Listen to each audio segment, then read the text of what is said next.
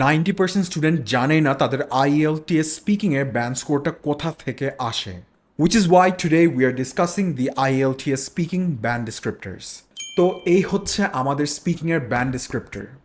এখানে 4টি ক্যাটাগরি আছে যার ভিত্তিতে আপনাদের স্কোরিং করা হয়, কিন্তু দ্য রিয়ালিটি ইজ আপনি যদি ভিতরে গিয়ে এগুলো পড়ার চেষ্টা করেন, ইউ উইল আন্ডারস্ট্যান্ড এগুলো এত ডিফিকাল্ট ল্যাঙ্গুয়েজে লেখা হয়েছে আপনি আসলে বুঝে উঠতে পারবেন না যে কি বলা হয়েছে।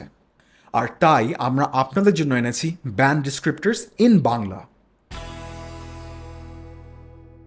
সো আপনারা এখন দেখতে পাচ্ছেন দিস ইজ দ্য ব্যান্ড ডিসক্রিপ্টরস, বা আপনি কোন ব্যান্ড স্কোর পাচ্ছেন সেটার ডিসক্রিপশন বা বর্ণনা। আমরা নিচের দিকে আসলে দেখতে পাচ্ছি আমাদের টোটাল 4টা ক্যাটাগরি আছে, 4টা স্কোরিং ক্রাইটেরিয়া আছে। প্রথমটা হচ্ছে ফ্লুয়েন্সি কোহিয়ারেন্স, যার অর্থ হচ্ছে আপনি কতটা সাবলীলভাবে এবং প্রাসঙ্গিক কথাবার্তা বলছেন। দেন আপনার শব্দ ভাণ্ডার, তারপরে we have the grammatical range and accuracy, যার মানে আপনার গ্রামারে কী পরিমাণ বৈচিত্র্য আছে সেই ব্যাপারটা।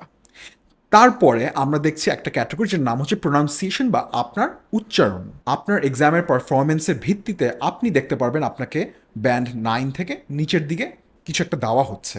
So here's the interesting thing, আপনি দেখতে পারবেন ব্যান্ড স্কোর যদি আপনি 7 টার্গেট করেন, সেই ক্ষেত্রে আপনার ফ্লুয়েন্সি এবং কোহিয়ারেন্সের জন্য কী কী এক্স্যাক্টলি করতে হচ্ছে সেই ব্যাপারগুলো আমরা সুন্দর করে simplified English as well as Bangla ট্রান্সলেশনে আপনাদেরকে দিয়ে রেখেছি। এখন দ্য গুড নিউজ ইজ আমরা এই পুরো জিনিসটা আপনাদেরকে ফ্রিতে দিচ্ছি। All you have to do is comment speaking and আমরা আপনাদেরকে মেসেজ করে পাঠিয়ে দিব।